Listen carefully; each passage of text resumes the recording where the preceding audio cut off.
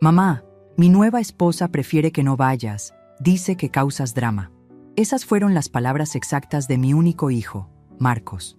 El teléfono se sintió como un bloque de hielo en mi mano, pero el frío que me recorrió el cuerpo no venía del aparato, sino del alma. Era el martes por la mañana, un día soleado que de golpe se volvió gris. Mi hijo se casó por segunda vez. O bueno, estaba a punto de hacerlo, y yo, su madre, estaba siendo desinvitada. Me llamo Elena, tengo 72 años y soy viuda desde hace 20. Vivo sola en la casa donde Marcos creció, la misma casa que llené de sacrificios para que él nunca sintiera la falta de su padre. Creí que mi única misión restante en esta vida era verlo feliz y asentado. Pero Marcos y su nueva mujercita, Brenda, acababan de olvidar un pequeño, diminuto detalle sobre el lugar que habían elegido para su ceremonia. ¿Drama?, repetí en voz baja cuando él ya había colgado, después de que yo solo atinara a decir, entiendo, felicidades. Sentí un puñal en el pecho, pero como decía mi abuela, las lágrimas son para cuando se derrama la leche, no para cuando te queman la casa. Y yo sentía que me habían echado gasolina y prendido un fósforo. No lloré. La rabia seca es mucho más poderosa que el dolor húmedo. Me senté en la mecedora de mimbre, la que Roberto, mi difunto esposo, me regaló en nuestro aniversario de plata. La madera crujió bajo mi peso, un sonido familiar que por primera vez me pareció un lamento. ¿Drama? ¿Yo? ¿La mujer que había vendido su pequeño taller de joyería, el sueño de su vida, para pagar la carísima universidad privada de Marcos después de que Roberto faltó? ¿La que cuidó a su primera esposa, Laura, como a una hija, incluso después de que Marcos decidiera que necesitaba algo más emocionante? Esa cosa más emocionante era Brenda. La había visto 3 veces. La primera, en una cena incómoda donde ella no probó mi estofado. «Cuido mi figura, Elena», me dijo, llamándome por mi nombre de pila, como si fuéramos amigas de la infancia. La segunda, cuando vinieron a buscar unos muebles viejos de Marcos. Ella señaló el retrato de mi boda y dijo, «¡Qué vestido tan de época! El mío será de un diseñador italiano». La tercera fue hace un mes, cuando anunciaron el compromiso. Marcos estaba radiante, pero ella me miraba con una sonrisita que no le llegaba a los ojos. Era 20 años menor que él, llena de uñas postizas y con una voz finita que usaba para dar órdenes. Y ahora yo causaba drama. Seguramente el drama era haberme atrevido a preguntarle a Marcos la semana pasada si estaba seguro. «Hijo», le dije con todo el cariño que pude reunir, «esa muchacha te trata como si fueras su chofer. ¿Tú eres feliz?» Marcos se puso rojo. «Mamá, no empieces. Brenda es directa, es moderna. Tú no entiendes». Quizás no entendía. Yo entiendo de lealtad, entiendo de familia, entiendo de sacrificios. No entiendo de usar a las personas y descartarlas. Miré el teléfono, la invitación. Cuando pregunté por mi invitación, así había empezado la llamada. Yo había llamado, qué humillación. «Marquitos, hijo, solo quería saber la hora de la boda el sábado, para saber cuándo llega el peluquero a la casa». Silencio. Y luego, «Ay, mamá, justo de eso quería hablarte. Mira, Brenda siente que tú la juzgas mucho. Y es su día especial. Ella prefiere que no vayas. Dice que causas drama». No le dije que la única vez que juzgué a Brenda fue cuando la oí burlarse de la primera esposa de Marcos, llamándola la aburrida. No le dije que el drama era mi miedo a que esta víbora lo desplumara, como ya lo estaba haciendo. Él le había comprado un auto de lujo el mes pasado, mientras que a mí me había dicho que este año no podría ayudarme a pintar la fachada de la casa porque estaba apretado. Mi hijo, vicepresidente de un banco, gracias a los estudios que pagué vendiendo mis aretes de oro. Me levanté de la mecedora. Fui a la cocina y me serví un vaso de agua. Mis manos temblaban, pero no de debilidad, sino de una furia helada. «Prefiere que no vayas». Era una orden de destierro. Miré por la ventana de la cocina. A lo lejos se veía el campanario de la iglesia de Santa Clara. Era la iglesia que habían reservado. La ironía era tan amarga que casi me hizo reír. Marcos había elegido esa iglesia, según él, por la tradición. «Para que sientas que papá está allí, mamá», me había dicho cuando mencionó la idea antes de que Brenda decidiera excluirme. Qué considerado. Lo que mi hijo, en su nueva y brillante vida, había olvidado es que la iglesia de Santa Clara es mucho más que tradición para mí. Roberto y yo nos casamos allí. Marcos fue bautizado allí, en la misma pila bautismal de mármol que yo limpiaba como voluntaria cuando era joven. Pero había más, mucho más. Hace 15 años, después de la muerte de Roberto, Santa Clara estaba en ruinas, literalmente. El techo tenía goteras que inundaban el altar, las bancas estaban comidas por la polilla y el padre Miguel, un hombre bueno y viejo, amigo de la familia, estaba desesperado. La diócesis había decidido cerrarla. Elena, me dijo el padre un día, mientras tomábamos café en esta misma cocina, es el fin. No hay dinero, la comunidad es pobre, tendremos que cerrar. Yo acababa de recibir el dinero del seguro de vida de Roberto y las ganancias de sus inversiones, que él, en su sabiduría, había mantenido en secreto. Era una suma considerable. Roberto siempre decía, el dinero es para la familia y para Dios.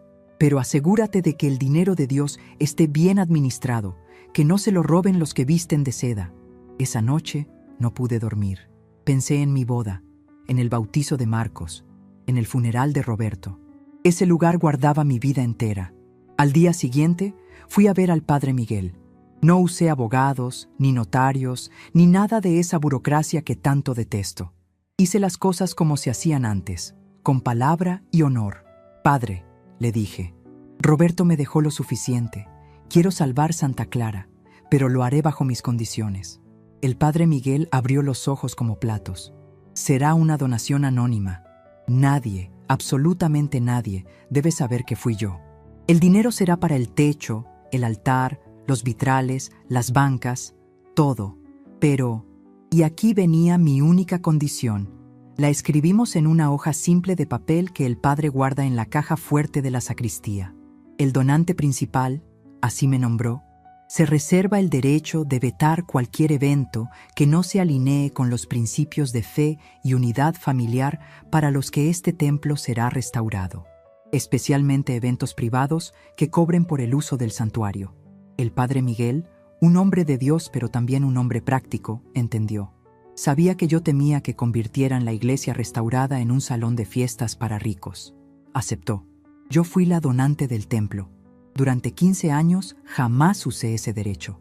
Vi bodas de gente que no conocía, bautizos de familias nuevas. Me alegraba ver la iglesia viva. Marcos sabía que yo había ayudado en la restauración, como muchos otros vecinos. Creyó que mi ayuda había sido poner flores los domingos. Nunca supo la verdad. Nunca le interesó preguntar. Ahora, el hijo que despreciaba a su madre por causar drama, quería usar mi iglesia, la casa de Dios que yo había reconstruido con el dinero de su padre, para casarse con la mujer que me había prohibido la entrada. El vaso de agua tembló en mi mano. El hielo chocó contra el cristal. El donante del templo, susurré. Mi hijo y su futura esposa iban a recibir una lección, no sobre dinero ni sobre poder, sino sobre respeto. Iban a aprender que no se puede escupir al cielo y esperar que llueva agua bendita. Dejé el vaso en el fregadero. Con la espalda recta, caminé de regreso al teléfono. Ya no había puñal, ya no había dolor, solo había un plan. Marqué un número que sabía de memoria. Hice una llamada. Parroquia de Santa Clara, ¿buenos días?, contestó la voz joven de la secretaria. Buenos días, Martita. ¿Sería tan amable de comunicarme con el padre Miguel? Es urgente. Doña Elena, claro que sí. Un momento. Esperé. Escuché la musiquita de espera, una versión horrible de Ave María. Pensé en Marcos y Brenda llegando el sábado. Él, con su traje caro. Ella, con su vestido italiano. Tan orgullosos, tan superiores. Elena, hija mía, qué milagro. La voz grave del padre Miguel sonó en la línea. Padre, dije, mi voz tranquila, serena, como la superficie de un lago antes de la tormenta. Lamento molestarlo, pero necesito hablar con usted sobre la boda de mi hijo Marcos, la del sábado. Sí, esa. Me temo que ha surgido un gravísimo inconveniente. Verá, esa boda no puede celebrarse en Santa Clara. Hubo un silencio al otro lado de la línea. El padre Miguel sabía perfectamente quién era el donante del templo. El drama, como decía mi nueva nuera, apenas estaba por comenzar. «Elena, hija mía, qué milagro». La voz grave del padre Miguel sonó en la línea, y por un segundo sentí una punzada de culpa. Él había sido el ancla de mi familia. Bautizó a Marcos, le dio la extremaunción a Roberto, pero el hielo en mis venas era más fuerte que la culpa. «Padre», dije, mi voz tranquila, serena, como la superficie de un lago antes de la tormenta. «Lamento molestarlo, pero necesito hablar con usted sobre la boda de mi hijo Marcos, la del sábado». «Sí, esa. Me temo que ha surgido un gravísimo inconveniente. Verá, esa boda no puede celebrarse en Santa Clara». Hubo un silencio tan profundo que pude oír el tic-tac del reloj de pared en mi cocina. Tic-tac. El sonido del tiempo que se le acababa a mi hijo. «Elena, ¿qué estás diciendo?», preguntó el padre Miguel. Su voz bajó a un murmullo. «¿Es una broma? Faltan 4 días». «Padre, usted me conoce. Sabe que no bromeo con las cosas de Dios, ni con las de mi familia», respondí. «Pero es tu familia, es Marcos». «Ese es el problema, padre. Marcos y su prometida han decidido que yo, la madre del novio, no soy bienvenida en la ceremonia. Me han desinvitado.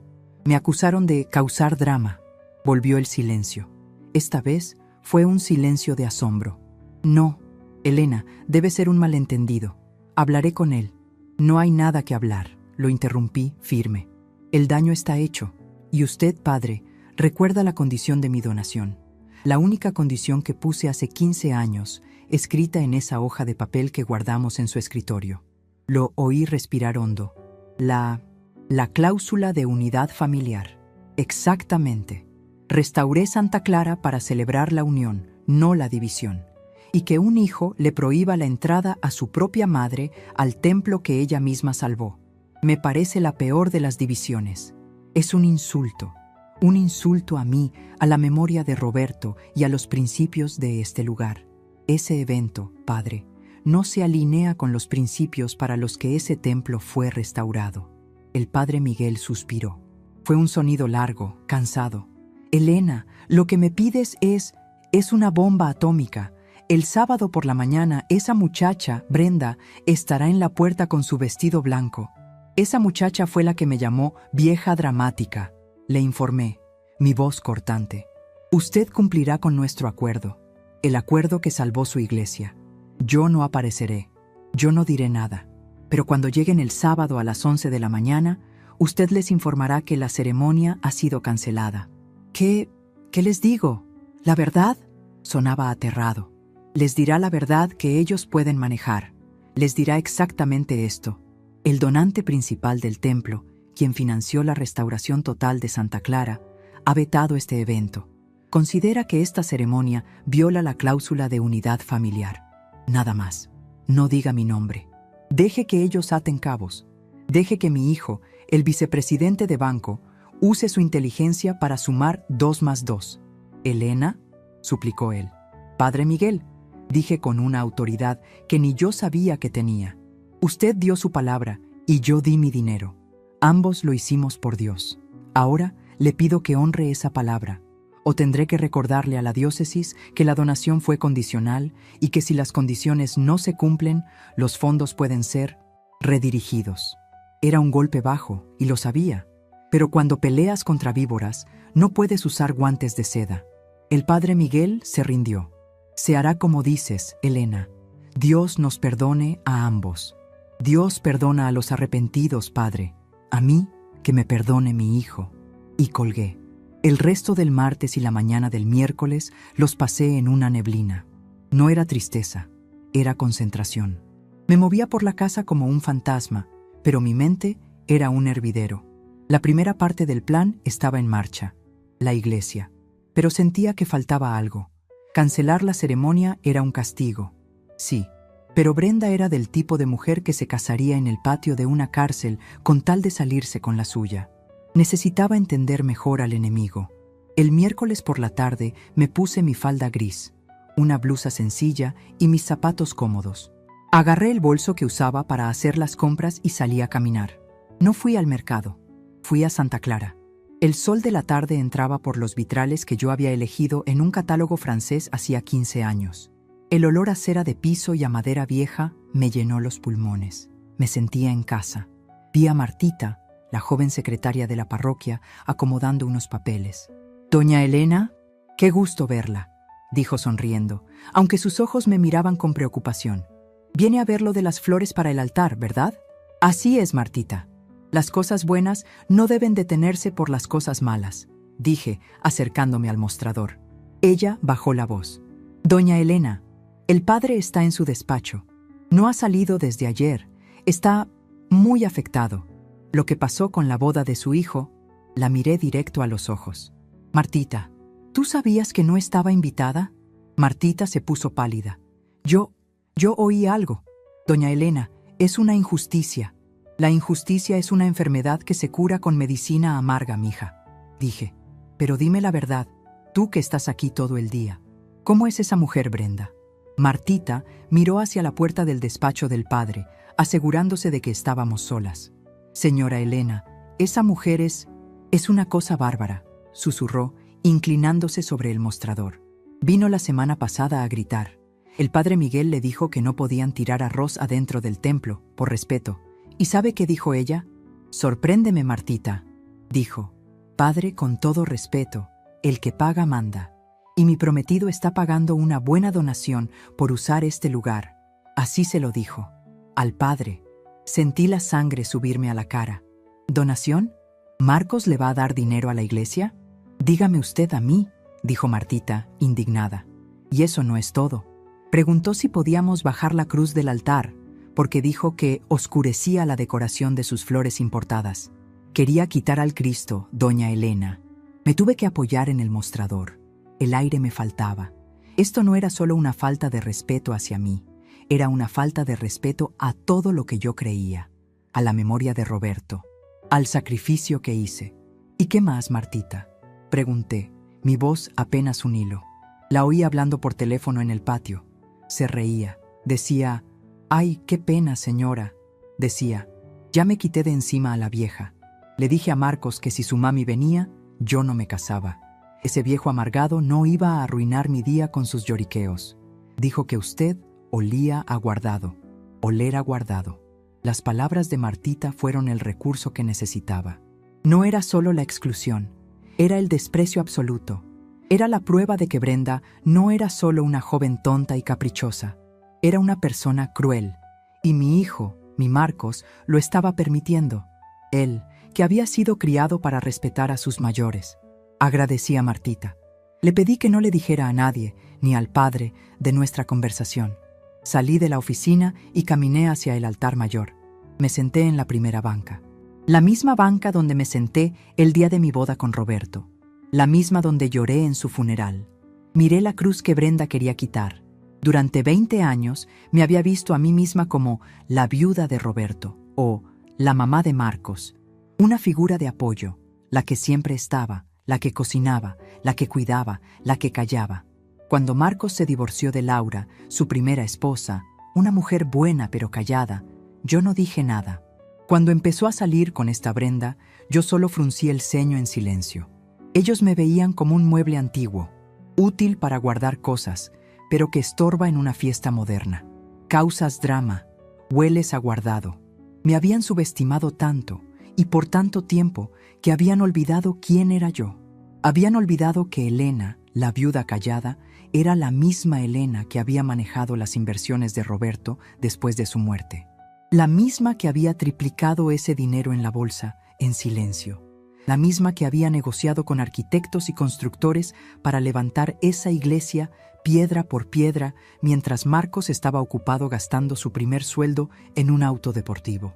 Creen que porque tengo arrugas en las manos, mi cerebro también está arrugado. Creen que porque lloro con las canciones viejas, no tengo agallas. Mi hijo, tan inteligente para los números del banco, había cometido el peor error de cálculo de su vida. Había olvidado quién manejaba el verdadero capital de esta familia. Y no hablo solo del dinero, hablo de la dignidad. Una ira fría, limpia y pura me llenó el pecho. Ya no era dolor, era justicia.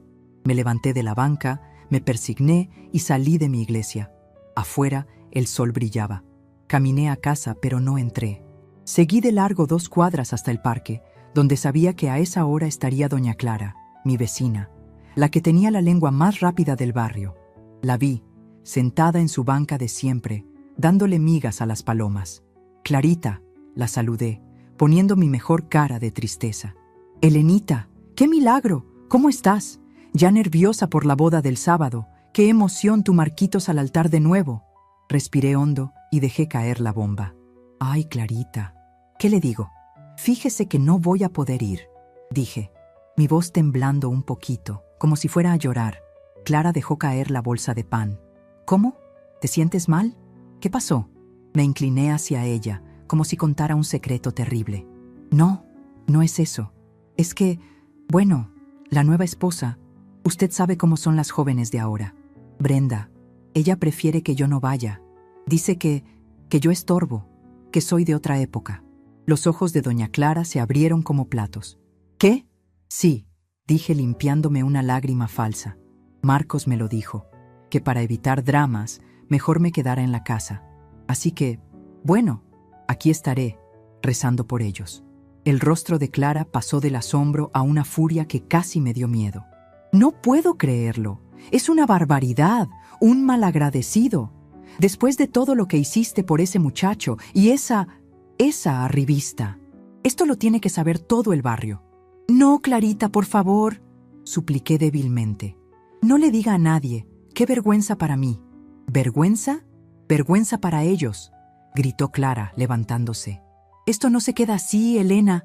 Pobrecita tú. ¿Qué cruz te tocó?». Vi cómo se alejaba, cojeando deprisa hacia el mercado, donde sabía que estaría el resto del comité de información del barrio. Sonreí para mis adentros. «Exacto, Clarita. Riegue la voz. Diga que la pobre Elena está destrozada. Diga que la nuera es una bruja y el hijo un malnacido.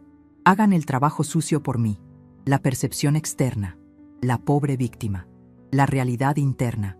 La general preparando el campo de batalla». Llegué a mi casa. Eran las 5 de la tarde del miércoles. Tenía menos de 72 horas.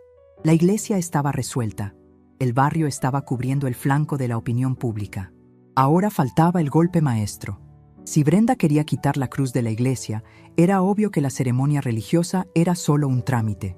El verdadero evento era la fiesta, la recepción. Recordé a Marcos mencionando, con orgullo, que la fiesta sería en el Salón Imperial del Hotel Continental, el lugar más caro de la ciudad, el lugar donde los políticos y los millonarios hacían sus fiestas. Me senté junto al teléfono. Sabía que Marcos y Brenda estaban hasta el cuello de deudas por esa boda. Brenda era de las que vivía de apariencias. Cancelar la iglesia sería una humillación, pero cancelar la fiesta, eso sería la ruina. Marqué el número de mi hijo. «Mamá», contestó. Su voz era una mezcla de culpa y fastidio. «Mira, estoy en medio de la prueba del menú. ¿Es urgente?». «No, mijo. Al contrario», dije, usando mi voz más dulce, la voz de mamita. «Solo te llamaba para pedirte perdón». Silencio. «¿Perdón? ¿Por qué?». «Por ser tan difícil. Por juzgar a Brenda. Tienes razón, es tu vida. Yo solo quiero que seas feliz. Y he estado pensando, me da tanta pena no poder estar allí, que quiero darles mi regalo de bodas por adelantado». «Mamá, no tienes que…», empezó él, pero ya sonaba interesado. «No, insisto. Yo sé lo cara que es esa recepción en el Continental.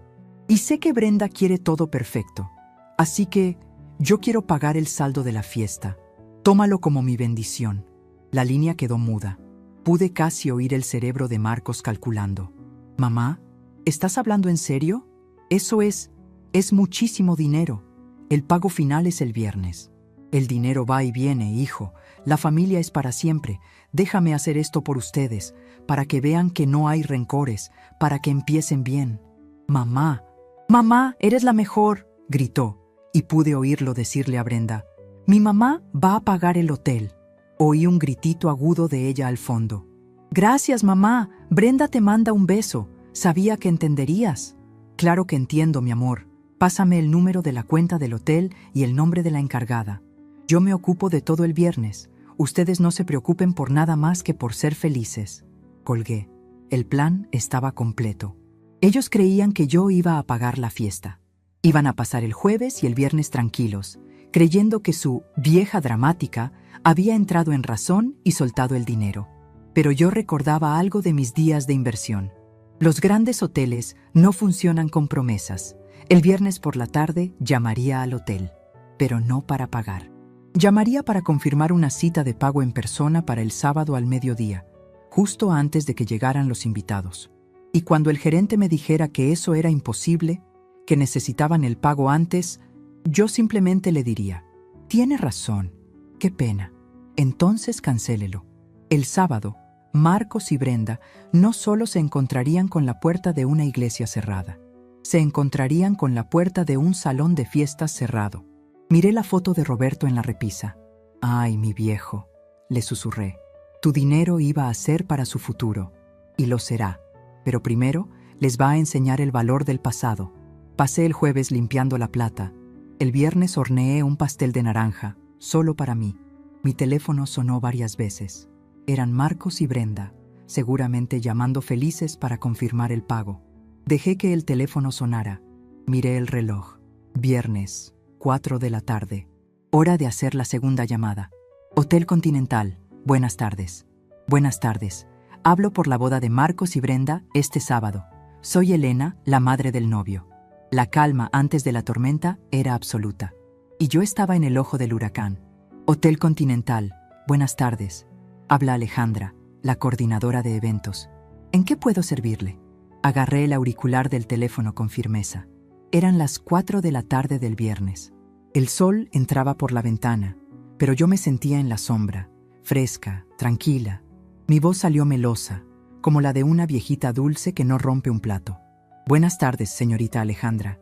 Mi nombre es Elena. Soy la madre de Marcos, el novio de la boda de mañana. La boda de Marcos y Brenda. Ah, sí, señora Elena. ¡Qué gusto! La boda del Salón Imperial. ¡Qué emoción! Estamos terminando de montar el salón. Está quedando espectacular. ¿El señor Marcos le pidió que llamara para algo? Así es, mija, dije, suspirando como si estuviera cansada. Mire, mi hijo me llamó hace unos días. Me dijo que él quería que yo me hiciera cargo del pago final, del saldo que queda pendiente, como mi regalo de bodas. Ya sabe, una madre siempre quiere lo mejor para sus hijos. Pude oír el alivio en la voz de Alejandra. Seguramente estaban nerviosos por ese pago. ¡Qué detalle tan maravilloso, señora Elena! Sí, de hecho el pago final vencía ayer, pero su hijo nos dijo que usted lo haría hoy sin falta. El monto pendiente es de, déjeme ver, 150,000 pesos. Tragué saliva. 150,000 pesos. Por una noche. El dinero que yo había tardado 5 años en ahorrar después de vender mi taller. Marcos había perdido la cabeza. Esto hizo que mi decisión fuera aún más fácil. Ah, sí, claro. 150,000. ¡Qué bien!, dije, como si hablara de comprar el pan. Mire, señorita Alejandra, aquí es donde necesito su ayuda. Soy una mujer mayor, ¿sabe? Y mis inversiones, el dinero fuerte, no lo tengo debajo del colchón. Lo tengo en un fondo que se libera justo mañana, sábado. No pude sacarlo hoy. Silencio. Señora, ¿qué me está queriendo decir?, dijo Alejandra, su voz perdiendo el tono de fiesta. Que no se preocupe. Yo voy a pagar, pero no puedo ir hoy. ¿Qué le parece si mañana, al mediodía, justo antes de que empiece la recepción, paso por su oficina y le llevo el cheque certificado? Así matamos 2 pájaros de un tiro. Les pago y me quedo para la fiesta. El silencio al otro lado fue sepulcral. Señora Elena, dijo Alejandra, y ahora sonaba como si estuviera leyendo un manual. Eso es absolutamente imposible. La política del hotel es estricta. El pago total debe estar cubierto 72 horas antes del evento. Ya les dimos una prórroga hasta hoy a las 6 de la tarde. La comida ya está comprada. Los músicos están contratados. Las flores importadas de Holanda llegaron esta mañana. Si el pago no está hecho hoy, el evento se cancela. ¿Pero cómo que se cancela, mija?, dije, fingiendo una angustia total. No me diga eso. Es la boda de mi único hijo. Yo le estoy dando mi palabra de que mañana al mediodía le pago. ¿No confían en la palabra de una madre? Señora, No es cuestión de confianza, es la política. Si a las 6 de la tarde no tenemos el pago, nuestros abogados nos instruyen a cerrar el salón. No podemos arriesgarnos.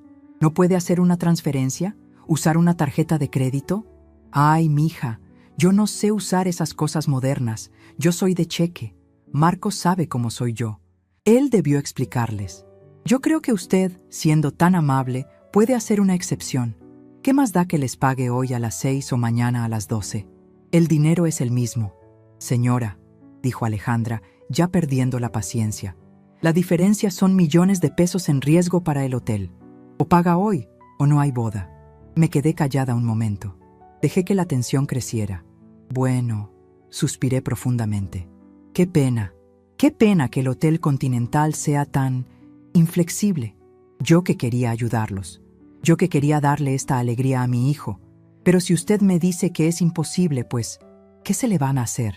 Yo no puedo sacar ese dinero hoy. Tendrá que cancelarlo. ¿Qué? Gritó Alejandra. Señora, ¿usted entiende lo que está diciendo? Va a cancelar la boda de su hijo. No, mija, no se confunda. Usted la está cancelando porque no me quiere aceptar el pago mañana. Yo no tengo la culpa de las políticas de su hotel. Mi hijo Marcos, que es vicepresidente de un banco, seguro que él lo entiende. Él entiende de políticas. Así que, por favor, haga lo que tenga que hacer. Y si decide cancelarlo, le pido un favor. Llame usted a los novios. Yo no podría... ¡Qué vergüenza! Yo no quiero ser la portadora de malas noticias. ¡Qué pena con usted, señorita! Que tenga buena tarde. Y colgué. Colgué el teléfono y me serví un té de manzanilla. Mis manos no temblaban. Mi pulso estaba firme. Me senté en mi mecedora. Eran las 4:20 de la tarde. Tenía, según mis cálculos, unos 15 minutos antes de que el mundo explotara. Usé ese tiempo para regar mis malbones. El rojo de las flores estaba brillante, vivo. Pensé en la cara de Brenda. Pensé en su vestido italiano. Pensé en sus flores holandesas. A las 4:35 en punto sonó mi teléfono. Miré el identificador. Marcos. Dejé que sonara. 1, 2, 3 timbres. Saltó la contestadora. Inmediatamente volvió a sonar. Marcos. Dejé que sonara. Y sonara. 1 minuto después, un nuevo número. No lo conocía. Contesté. Elena. No fue un saludo. Fue un rugido. Era Brenda. ¿Qué diablos hizo? El hotel nos acaba de llamar. Dicen que usted se negó a pagar. Brenda, qué gusto saludarte, mija. Qué bueno que te acuerdas de mí, dije con calma. No me venga con mija, vieja hipócrita. Usted nos dijo que pagaría. Lo hizo a propósito. Quiere arruinar mi boda. Yo no arruiné nada, Brenda. Yo ofrecí pagar. Pero la señorita Alejandra no quiso aceptar mi pago mañana. Quería que yo sacara el dinero hoy. Y yo no pude. Es una simple cuestión de logística bancaria. Tú, que eres tan moderna, deberías entenderlo. Usted mintió. Marcos me lo advirtió. Me dijo que usted era una dramática y una manipuladora. Usted nunca quiso esta boda. Bueno, en una cosa tienes razón, dije, y mi voz se endureció. Nunca quise esta boda. Pero no te preocupes, Brenda. Como yo no estoy invitada, realmente no es mi problema. Es el tuyo y el de mi hijo. Ahora, si me disculpas, estoy por cenar. Que resuelvan su problema. Usted no me puede hacer esto, gritó. Ya lo hice, respondí y colgué.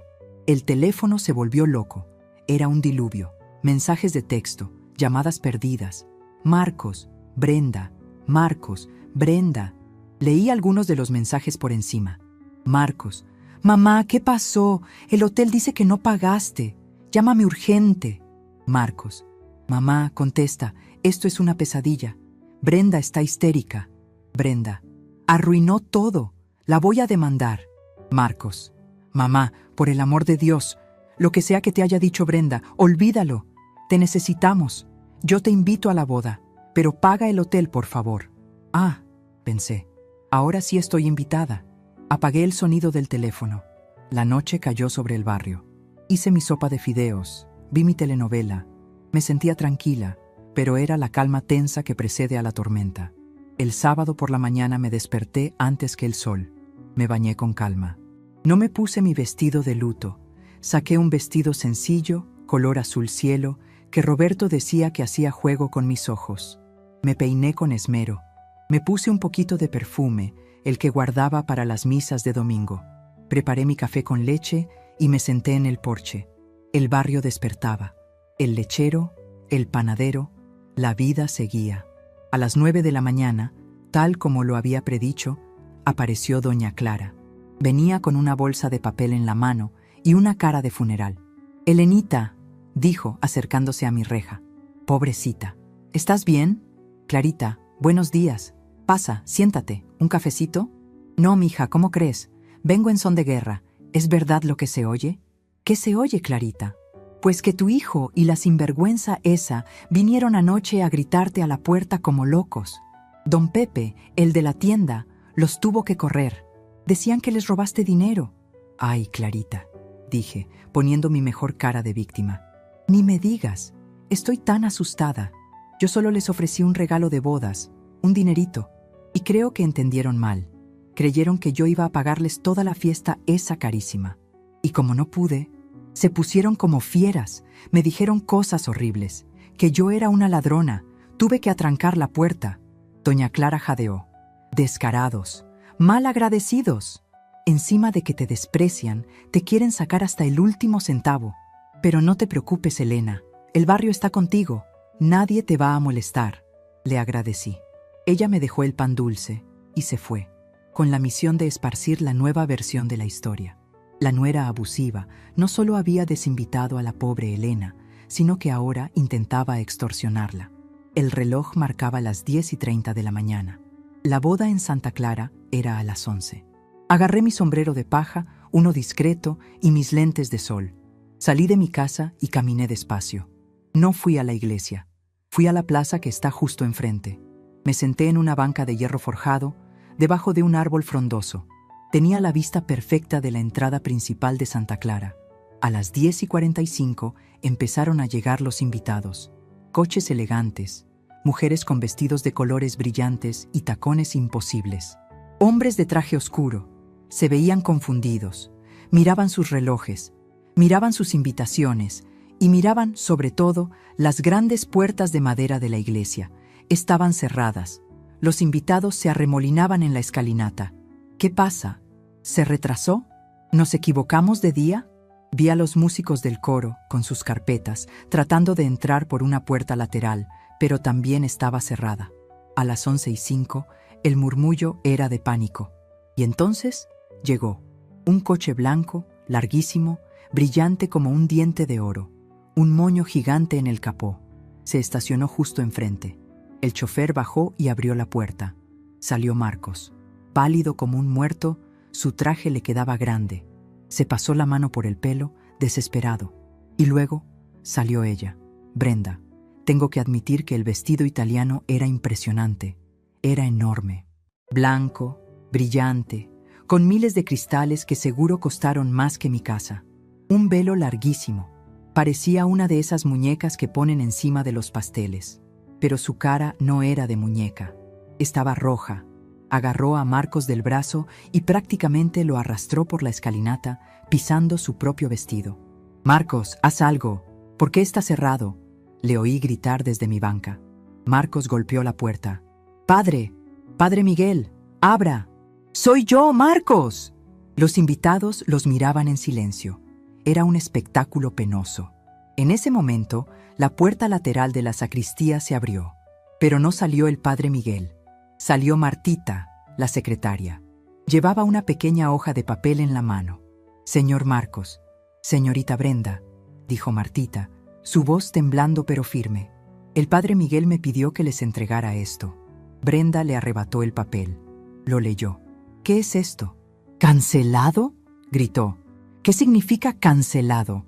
«El padre les informó ayer, señorita», dijo Martita. «El donante principal del templo vetó el evento». «Me importa un bledo el donante», chilló Brenda. «Pagamos por esta iglesia. ¡Abran la puerta!». «No pagaron nada, señorita. Fue una solicitud de uso y fue denegada». Brenda miró a Marcos. «Marcos, tu madre. Fue tu madre. Te lo dije». Marcos se tapó la cara con las manos. Los invitados empezaron a retroceder. Algunos se reían disimuladamente. Otros sacaban sus teléfonos para grabar. ¡Esto no se queda así!, gritó Brenda, y en un arranque de furia agarró el enorme arreglo floral que estaba en la entrada, pagado por ellos, y lo tiró escaleras abajo. «Vamos al hotel, haremos la ceremonia allí». Vi cómo se daban la vuelta.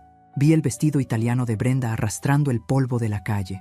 Vi a Marcos, un hombre roto, siguiéndola como un perrito faldero. Se metieron al coche blanco y arrancaron, quemando llanta. Los invitados se dispersaron como cucarachas cuando se prende la luz. En 5 minutos, la plaza estaba vacía. Solo quedaban las flores destrozadas en la acera. Me levanté de mi banca, me quité los lentes de sol. «El donante del templo», susurré. «Qué falta de respeto». Caminé a casa, lenta, muy lentamente. Disfruté del sol de la mañana. Al entrar, la casa estaba fresca y silenciosa. Me quité el sombrero. Miré el reloj. Las 12:15. Justo la hora en que deberían estar llegando al Hotel Continental, esperando que el Salón Imperial estuviera abierto para ellos. Me senté en mi mecedora. El teléfono estaba en la mesita, silencioso. Ya no lo había encendido. Esperé. Sabía que no tardarían. El hotel estaba a 10 minutos en coche. Efectivamente, a las 12:35 oí el frenazo de un coche afuera. Luego silencio. Y luego el sonido del portón de mi jardín siendo azotado. No fue el timbre. Fueron golpes. Golpes tan fuertes que el retrato de Roberto en la pared vibró. «Mamá, abre esta puerta. Abre ahora mismo». Era la voz de Marcos. Pero no era mi Marcos. Era la voz de un animal herido y furioso. Los golpes seguían. «Elena, sabemos que está ahí. ¡Abra!». Era Brenda. Me levanté de la mecedora, me alicé el vestido azul cielo y caminé hacia la puerta. El drama, como decían ellos, por fin había llegado a mi casa. Los golpes en la puerta eran secos, desesperados. «Mamá, abre esta puerta. Abre ahora mismo». Era la voz de Marcos, mi hijo, pero no sonaba como mi hijo. Sonaba como un extraño furioso, alguien que había perdido todo el barniz de buena educación que yo había pasado 30 años aplicándole. «Elena, sabemos que está ahí. Abra, va a pagar por esto». Esa era Brenda. Su voz, usualmente tan finita y melosa, era un chillido agudo, como metal arañando pizarra. Me alicé el vestido azul cielo. Caminé sin prisa por el pasillo. No corrí. En mi propia casa, yo no le corro a nadie. Llegué a la puerta de madera maciza, la misma que Roberto y yo habíamos elegido hacía 40 años. Respiré hondo. No sentía miedo, sentía lástima. Giré la llave y abrí la puerta de par en par. La imagen que me recibió era tan patética que casi me hizo reír. Estaban allí, en mi porche, bajo el sol brillante del mediodía. Brenda, con su vestido italiano de miles de pesos, parecía un merengue pisoteado. El borde del vestido estaba negro de arrastrar por la calle. Tenía una mancha de grasa, seguramente del coche. El velo estaba roto, colgando de un lado. Su maquillaje perfecto era un desastre de lágrimas negras y sudor. Olía a perfume caro y a rabia rancia. Y Marcos, mi pobre Marcos, estaba pálido, con la corbata de seda torcida, el traje caro, arrugado. Pero lo peor eran sus ojos. Eran los ojos de un niño perdido, furioso y aterrorizado, todo al mismo tiempo. Brenda fue la primera en saltar. «¡Vieja bruja!», gritó, y si no hubiera estado enredada en su propio vestido, creo que se me habría lanzado encima. «Usted lo hizo. Usted arruinó mi boda. Usted arruinó mi vida». «Buenos días, Brenda. Buenos días, hijo», dije, sosteniéndome del marco de la puerta. «Veo que no hubo ceremonia. Qué pena. ¿Y el hotel? ¿No les gustó el Salón Imperial?». La ironía de mi voz fue como echarle gasolina al fuego. «Usted sabe perfectamente lo que pasó en el hotel», gritó Marcos, dando un paso adelante. «Nos cancelaron. 120 invitados en la puerta, mamá. 120 personas viéndonos ser humillados porque la madre del novio se negó a pagar». «Ahí te equivocas, Marquitos», dije con calma. «Yo no me negué. Yo ofrecí pagar, hoy, al mediodía. Fue la señorita Alejandra, la del hotel, la que no quiso aceptar mi dinero. Dijo que era política del hotel. Yo no puedo ir contra las políticas, ¿verdad? Tú que trabajas en un banco, deberías entender eso». Brenda resopló. «Usted mintió. Dijo que pagaría el viernes, lo planeó todo. Usted es un monstruo. Yo planeé darles un regalo, sí, pero las cosas se complicaron. El dinero no estaba disponible. Mentí con suavidad. Además, ¿cómo iba yo a ir el viernes a pagar si no estaba invitada? Me dio vergüenza aparecer por allá, que pensaran que era una... ¿Cómo fue que dijiste, Brenda? Ah, sí, una vieja dramática. La cara de Brenda se puso morada. Se quedó sin palabras. Marcos tomó el relevo. Su rabia era diferente. Estaba mezclada con una profunda y amarga culpa. El hotel es dinero, mamá. Pero la iglesia, ¿qué hiciste en la iglesia? ¿A quién llamaste? Nos dijeron que el donante había vetado la boda, por una cláusula de unidad familiar. ¿Qué mentiras les dijiste? ¿Les dijiste que te maltratábamos? Yo no dije ninguna mentira, respondí. Claro que sí, chilló Brenda, recuperando la voz. Nos hiciste quedar como basura. Ese padre Miguel nos miraba como si fuéramos criminales. Todo por tu culpa. Pero esto no se queda así. Vas a pagarnos cada centavo. El hotel, las flores, mi vestido. Te vamos a demandar. ¿Demandarme? Repetí. Y esta vez sí sonreí. Mija, ¿tú sabes lo que es una demanda? Es un papel, y los papeles solo funcionan cuando tienes la razón. ¿Y sabes qué? En esta historia, la única que tiene la razón soy yo. Claro que no, dijo Marcos, desesperado. Actuaste con malicia. Esto es una venganza. Todo porque no te invitamos. Exacto, dije. Todo porque no me invitaron. Mamá, por favor, suplicó Marcos, y su rabia se quebró. Por fin vi el miedo. Arregla esto. El hotel nos va a demandar a nosotros si no pagamos los 150,000 pesos hoy. Y lo de la iglesia. ¿Quién es ese donante? ¿Es amigo tuyo? ¿Es don Gonzalo, el del banco? Mamá, por favor, habla con él. Dile que fue un malentendido. Podemos casarnos mañana. Brenda lo secundó, viendo una luz de esperanza. Sí, Elena, por favor, suegrita, fue un error. Yo te juro que fue Marcos. Él me dijo que usted no quería venir, que se sentía mal. Miré a mi hijo. Miré cómo bajaba la mirada, incapaz de desmentirla. La víbora y el cobarde. Basta, dije, y mi voz sonó fuerte, resonó en el porche. Los dos se callaron. ¡Qué espectáculo tan penoso! ¿Tú crees que fue Marcos? ¿Tú crees que te mentí? ¡Qué poco se conocen! Me apoyé en mi bastón, aunque no lo necesitaba. Era solo para darme un aire de autoridad. Marcos, me preguntas quién es el donante. Dices que quieres hablar con él, que quieres que yo arregle el problema. Sí, mamá, por favor, haré lo que sea, dijo él. Me enderecé, miré a mi hijo a los ojos y solté la verdad. No puedes hablar con él, Marquitos. ¿Por qué no? ¿Murió? No, porque soy yo, el silencio. Un silencio absoluto. Ni los pájaros cantaban. El sol pegaba fuerte. Pude ver una gota de sudor correr por la sien de Marcos. Brenda soltó una risa nerviosa. ¿Qué? ¿Qué estupidez está diciendo ahora? ¡Está loca! Marcos, tu madre se volvió loca. Pero Marcos no se reía. Me miraba fijamente. Conocía mi tono de voz. Sabía cuándo yo no estaba bromeando. ¿Qué dijiste, mamá?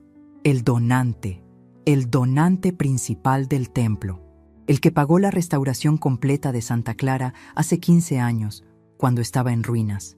El que pagó por el techo nuevo, los vitrales importados, las bancas de roble y el altar de mármol. La persona que escribió, junto con el padre Miguel, esa cláusula de unidad familiar, fui yo, Marcos, con el dinero que me dejó tu padre. Brenda abrió la boca. No salió ningún sonido. Eso, balbuceó Marcos. Eso no es verdad. Tú diste un donativo, como todos, para las flores. Yo di el dinero de las flores, sí, y también di los $600,000 que costó levantar esa iglesia de las cenizas. Lo hice en secreto, anónimamente, porque era dinero de tu padre y no era para mi gloria, sino para la de Dios. Y puse una sola condición, que ese lugar donde yo me casé y te bauticé nunca se usara para celebrar la división, para celebrar la crueldad. Me giré hacia Brenda, que se había puesto blanca como su vestido sucio. Y cuando tú, mija, decidiste que la madre del novio causaba drama y no podía entrar, tú misma firmaste la cancelación de tu boda.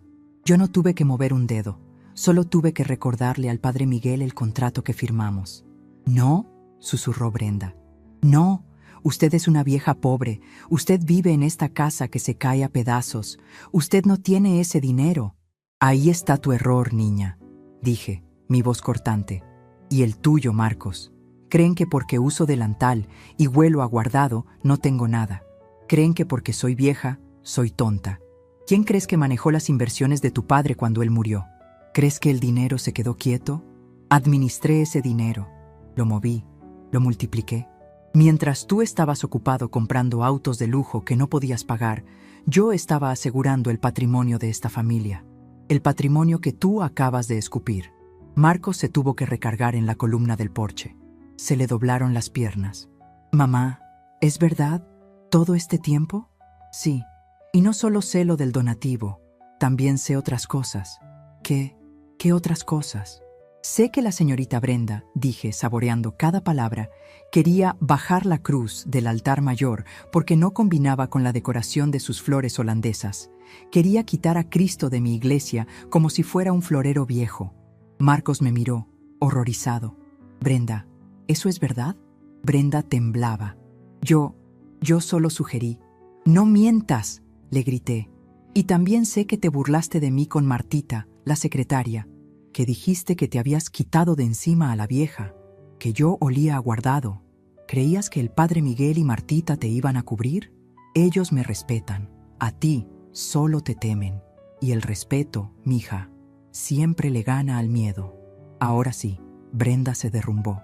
Se sentó de golpe en la escalinata de mi porche, con el vestido amontonado a su alrededor, y empezó a llorar. Pero no eran lágrimas de arrepentimiento, eran lágrimas de rabia, de derrota. Tú, le dije a Marcos, que seguía en shock, tú permitiste esto. Oíste cómo me despreciaba y te quedaste callado. Dejaste que me desterrara de mi propia vida. ¿Por qué? ¿Por esto? Señalé a la mujer que lloraba en mi escalón. ¿Por una cara bonita y un cuerpo joven? ¿Por eso tiraste a la basura a tu madre? Mamá, empezó él, y su voz se quebró. Por fin vi lágrimas en sus ojos. Yo no sabía lo de la iglesia, no sabía nada. Ese es tu pecado, Marcos, no saber, no preguntar, no importarte. Te di una educación, te di lujos, te di todo, y diste por sentado que yo era un mueble más en la casa. Un mueble que podías meter al sótano cuando te estorbaba. Me sentí cansada. El triunfo era amargo. Ver a mi hijo así, roto, no me daba alegría. Me daba una tristeza profunda. Me subestimaron, dije, más para mí que para ellos. Creyeron que la vejez era debilidad. Creyeron que la amabilidad era estupidez. Creyeron que el dinero que gastan es el único poder que existe. Pero el verdadero poder, Marquitos, es el que no se ve. Es el respeto que construyes. Es la palabra que cumples. Es la memoria que honras. Y ustedes dos, ustedes no honraron nada. Hubo un largo silencio. Solo se oían los sollozos de Brenda. Marcos se limpió la cara, me miró, y por primera vez en años me vio. Vio a Elena, no a mamá. Mamá, perdóname. Por el amor de Dios, perdóname, susurró. ¿Qué hacemos ahora? Los invitados, el hotel, estamos arruinados. Sí, dije, lo están, pero esa ya no es mi preocupación. Elena, por favor, gritó Brenda desde el suelo, su voz distorsionada por el llanto. Suegra, fue mi culpa, lo admito. Estaba nerviosa, quería todo perfecto, pero pague el hotel. Por favor, nos van a meter a la cárcel. ¿Ahora soy suegra?, le dije mirándola con desprecio. Hace 3 días era la vieja. Qué rápido cambian las cosas cuando hay dinero de por medio. Me volví hacia Marcos. Tú, Brenda, le dije a ella, sin mirarla. No me vuelves a dirigir la palabra. Si quieres hablar conmigo, será a través de tu esposo, si es que después de hoy todavía lo tienes. Y tú, Marcos, dije, mirándolo fijamente, vas a hacer exactamente lo que yo te diga. Lo que sea, mamá, lo que sea. Te vas a ir de mi casa, ahora mismo. Te vas a llevar a tu esposa. Van a pensar muy bien en lo que hicieron. Van a llamar a cada uno de esos 120 invitados y les van a pedir disculpas. No por la boda cancelada. Van a pedirles disculpas por su arrogancia y su falta de respeto. Pero mamá, el dinero, los 150,000 pesos del hotel, no los tenemos. Tú sabes que pedí un préstamo para el auto de Brenda. Lo sé, y me alegro, porque ahora vas a aprender lo que cuesta una mala decisión. Vas a pagarles, sin mi ayuda. Vas a vender ese auto de lujo que le compraste a ella. Vas a hipotecar ese departamento lujoso donde viven. Vas a trabajar doble turno. Vas a descubrir lo que es el sacrificio. Algo que yo hice todos los días de tu vida y que tú olvidaste en un mes. Mi auto. No, gimió Brenda. Ignoré su grito. Era ruido de fondo. Cuando hayas pagado hasta el último centavo de esa fiesta que no se hizo. Cuando le hayas escrito una carta de perdón a Laura, tu primera esposa, por la humillación de tu divorcio. Y cuando vengas a mi iglesia, de rodillas, y le pidas perdón a la cruz que querían quitar, quizás, solo quizás, te vuelva a llamar hijo. Marcos asintió, derrotado. Las lágrimas caían sin control.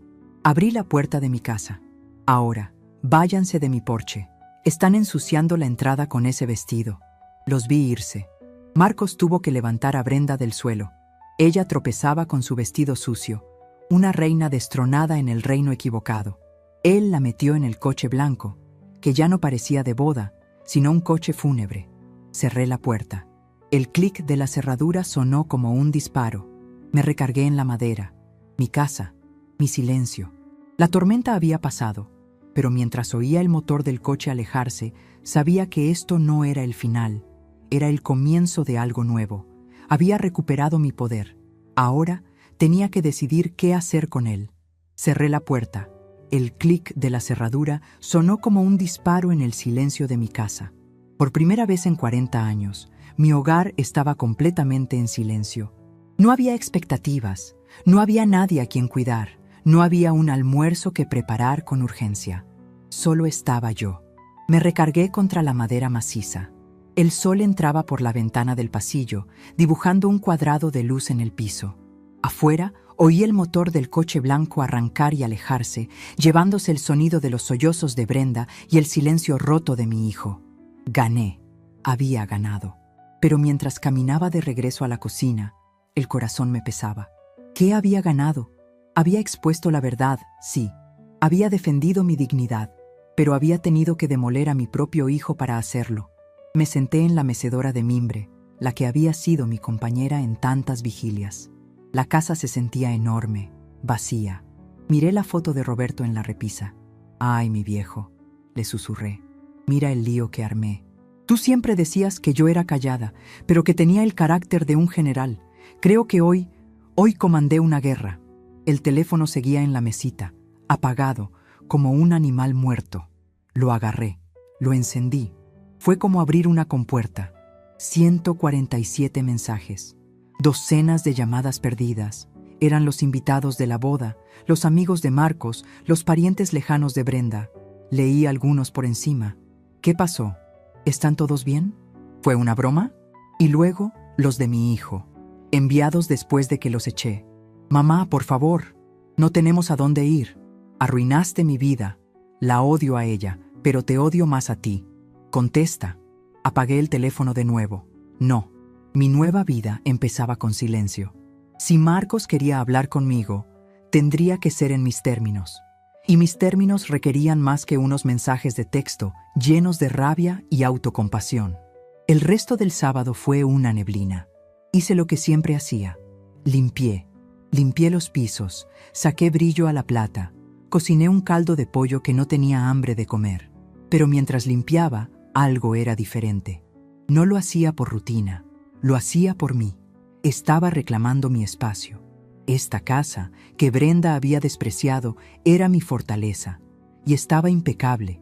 Esa noche, dormí por primera vez en semanas sin despertarme a las 3 de la mañana. El domingo, el sol salió como si nada hubiera pasado, como si el mundo no se hubiera acabado para 2 personas el día anterior. Me levanté, me bañé y me puse mi mejor vestido. El azul cielo que había usado el sábado ya no era para la batalla, hoy era para la victoria. Me puse el collar de perlas que Roberto me regaló. Me peiné con cuidado y salí de mi casa. Eran las 9:30 de la mañana. Iba a mi misa, en mi iglesia. Sabía que el barrio era un hervidero. Ayer había visto a doña Clara y a otras vecinas asomadas por las cortinas, viendo el espectáculo del coche blanco y la novia llorando. Cuando puse un pie en la acera, un silencio cayó sobre la calle. Don Pepe, el de la tienda de la esquina, estaba barriendo su entrada. Levantó la mirada y me vio. Se quitó el sombrero. «Buenos días, doña Elena», dijo, con un respeto que nunca antes le había oído. «Buenos días, don Pepe», respondí, caminando con la espalda recta. Vi a doña Clara en su balcón. No me gritó el chisme del día, solo me miró y asintió, como si fuéramos dos soldadas que se reconocen después de la batalla. Mientras me acercaba a Santa Clara, el corazón me latió un poco más rápido. Aquí estaba, la prueba de fuego. ¿Sería yo la vieja loca que canceló la boda de su hijo? ¿O sería la mujer que defendió su hogar? Entré por las puertas principales, las que habían estado cerradas para mi hijo. El templo estaba lleno. La luz entraba por los vitrales que yo había apagado, bañando el altar de mármol en colores. El olor a incienso y cera me recibió. La gente se dio la vuelta para mirarme. El murmullo se detuvo. Caminé por el pasillo central, con el sonido de mis tacones resonando en la piedra. Vi a Martita, la secretaria, en la primera banca. Me vio y sus ojos se iluminaron. Se levantó y me dio un abrazo apretado. «Doña Elena», susurró. «Qué valor, qué dignidad». Me senté en mi banca, la misma de siempre. La misa comenzó. El padre Miguel subió al púlpito. Se veía cansado, pero sus ojos eran claros. «Buenos días, hermanos», dijo. «El sermón de hoy es sobre la verdad, es sobre la diferencia entre la vanidad y la fe». No me miró directamente, pero yo sabía que cada palabra era para mí y para la comunidad. A veces, continuó, permitimos que el mundo nos diga qué es importante. Fiestas caras, vestidos lujosos, apariencias. Nos olvidamos de los cimientos. Nos olvidamos de los sacrificios silenciosos sobre los que construimos nuestras vidas. Habló del respeto a los padres. Habló de la humildad. Y habló de cómo esta iglesia, Santa Clara, había sido salvada de las ruinas no por un comité de ricos, sino por un acto de fe pura, anónima. «Ayer», dijo, y la iglesia entera contuvo la respiración. Este templo se mantuvo firme. Se negó a ser parte de un espectáculo de vanidad que olvidaba lo más importante, la unidad familiar y el respeto a Dios. Ayer, las puertas de esta iglesia no se cerraron por rencor. Se cerraron para proteger su santidad. Cuando la misa terminó, la gente no se fue corriendo. Se acercaron a mí, uno por uno. «Elena, qué lección. Doña Elena, estamos con usted. Gracias por defender la casa de Dios». El padre Miguel me esperó en la puerta. Agarró mis dos manos. «Elena», dijo, su voz grave y llena de emoción. «Ayer me hiciste cómplice de un acto que pensé que era cruel. Hoy entiendo que no fue crueldad. Fue justicia divina. Tú no solo salvaste esta iglesia hace 15 años, la salvaste de nuevo ayer». El impacto en la comunidad fue inmediato. Yo ya no era la pobrecita viuda, era doña Elena, la matriarca del barrio, la guardiana del templo. Las siguientes semanas fueron extrañas. Mi casa volvió a la vida, pero de una forma nueva. Decidí que ya no quería oler a guardado. Fui al fondo del armario y saqué una caja de madera que no había abierto en 20 años. Adentro estaban mis herramientas, mis pinzas, mis pequeños martillos, mis alambres de plata, mis herramientas de joyera, el taller que vendí para pagar la universidad de Marcos. Me senté en la mesa de la cocina, la misma donde había hecho la llamada al padre Miguel, y empecé a trabajar. Mis manos, artríticas y manchadas por la edad, recordaban cada movimiento. Empecé a hacer aretes de filigrana, pequeños collares de plata, no para vender, para mí, para sentirme viva. Mientras tanto, el mundo exterior seguía girando. Las lecciones para los antagonistas estaban siendo entregadas. Doña Clara, por supuesto, era mi noticiero personal. «Elenita», me dijo una tarde mientras barríamos la acera. ¿Supo lo último? Marcos vendió el coche, ese blanco de lujo. Lo vieron en la agencia de autos usados y dicen que lo vendió por la mitad de lo que pagó. Asentí. Las deudas de la soberbia se pagan con intereses altos, Clarita. Una semana después, Elenita, La princesa, como le digo yo, fue vista en el centro comercial, tratando de devolver el vestido, y la dueña de la tienda le dijo que no, que era mercancía dañada.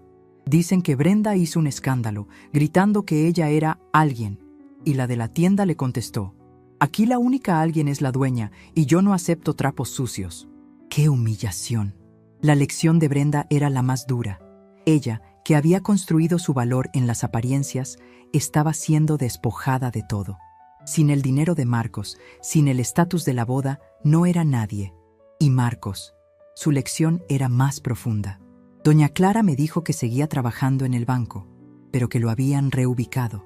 Del puesto de vicepresidente con oficina de cristal a un escritorio en medio de todos, donde sus colegas, los mismos que fueron a la boda fallida, lo veían todos los días. La humillación silenciosa de tener que seguir, de no poder renunciar porque debía 150,000 pesos al hotel. Pasaron 2 meses. El otoño llegó. Mis manos estaban callosas de nuevo por el trabajo de la plata. Había hecho una pequeña colección de joyas. Me sentía en paz. Miraba la foto de Roberto. Viejo, fue un incendio, sí, pero a veces el fuego es necesario para limpiar el terreno, para que algo nuevo pueda crecer. ¿Me arrepentía? No. Me había dado cuenta de algo. Durante toda mi vida, mi poder había estado oculto, al servicio de otros, de mi esposo, de mi hijo. Cuando me obligaron a usarlo para mí, descubrí que tenía más del que imaginaba. Descubrí que la vejez no es un final, es una acumulación. Acumulamos sabiduría, paciencia y, en mi caso, un fondo de donación muy bien colocado. Nosotras, las que el mundo llama viejitas, no somos invisibles, somos estrategas. Hemos visto a tantos imperios pequeños como el de Brenda levantarse y caer, que sabemos exactamente dónde están las grijas en los cimientos. Una tarde de martes, 3 meses después de la no boda, sonó el timbre. No eran los golpes furiosos de Marcos. No era la visita alegre de doña Clara. Era un toque suave, tímido. Fui a la puerta. Mi corazón dio un vuelco. Era Marcos. Estaba solo. Si no hubiera sido mi hijo, casi no lo reconozco. Estaba delgado. El traje caro había desaparecido. Llevaba unos pantalones sencillos de gabardina y una camisa limpia, pero gastada en los codos. No había auto de lujo. Pude ver por encima de su hombro que la reja del jardín estaba abierta. Había venido caminando. Nos quedamos mirando un largo rato. Sus ojos ya no tenían esa arrogancia, no tenían esa ceguera. Estaban tristes, pero estaban claros. Eran los ojos del niño que yo había criado. «Mamá», dijo, su voz ronca, ¿Puedo pasar?» No dije nada. Solo me hice a un lado. Entró en la casa como si fuera un extraño. Miró a su alrededor, como si viera los muebles por primera vez. El olor de mi casa, el olor a limpio y a comida casera, pareció golpearlo. Se sentó en la silla de la cocina, la misma silla donde yo me senté cuando me dijo que causaba drama. «¿Quieres un café?», le pregunté. «Sí, mamá, por favor». Preparé el café en silencio. El sonido del agua, el olor del grano. Él miraba sus manos. Manos de oficinista, sí, pero ya no cuidadas con manicura. Le serví la taza. «Gracias», dijo. Bebió un sorbo y luego levantó la vista. «Brenda se fue», dijo, sin más. Asentí. Lo supuse. Se fue hace un mes, cuando vendí el departamento para terminar de pagarle al hotel y a los proveedores. Cuando le dije que nos mudaríamos a un apartamentito de 2 cuartos en el centro. Dijo que ella no había firmado para eso. Dijo que yo la había engañado, que le había prometido una vida de reina y que tú me habías destruido. «Nadie te destruyó, Marcos. Te quitaste la máscara que llevabas puesta», dije sin dureza, con cansancio. «Lo sé», dijo. Cuando el dinero se acabó, la cosa emocionante se volvió aburrida. Se fue, se llevó sus joyas, lo poco que le quedaba. No sé dónde está, y no me importa». Hubo otro silencio. «Mamá», dijo, y su voz se quebró. «Yo fui a ver a Laura, a mi primera esposa. Eso sí me sorprendió. Lo miré. Fui a su casa. Le pedí perdón. No por ti, por mí. Le dije que había sido un cobarde, un vanidoso y un estúpido. Que ella había sido la única mujer que me había querido por mí. y que yo la había tirado a la basura. ¿Y qué dijo ella?, pregunté. Dijo: lo sé, Marcos, y ya te perdoné hace mucho. Ahora perdónate tú. Y me cerró la puerta en la cara. Una sonrisa amarga se dibujó en mi rostro. Buena mujer, Laura. Marcos se levantó de la silla, caminó hacia mí. Y entonces hizo algo que no hacía desde que era un niño de 8 años. Se arrodilló en el piso de mi cocina y abrazó mis piernas. Mamá, sollozó. Era el llanto feo, ahogado, de un hombre que se ha roto por completo. Mamá, perdóname. No por el dinero, no por la boda, no por la iglesia. Perdóname por olvidarte. Perdóname por no verte, por creer que eras un mueble. Perdóname por no honrarte. Y en ese momento, el hielo que yo había construido alrededor de mi corazón durante 3 meses se rompió. Las lágrimas corrieron por mi cara, lágrimas por el dolor que me causó, por el tonto que fue y por el hombre que, quizás, ahora podía llegar a ser. Puse mi mano sobre su cabeza. Su pelo, ya con canas, era el mismo pelo fino de mi bebé. Levántate, Marcos, le dije con suavidad. Ya has estado en el suelo suficiente tiempo. Él se levantó, limpiándose la cara. Se veía avergonzado, pero aliviado. Tengo hambre, mamá, dijo en un susurro. Lo sé, le dije. Huele a estofado, ¿verdad? Estaba a punto de prepararlo, pero ya me duelen las manos de picar. Él me miró. Entendió. Fue al cajón. Sacó la tabla de picar y un cuchillo. Agarró las cebollas. Mi hijo había vuelto a casa.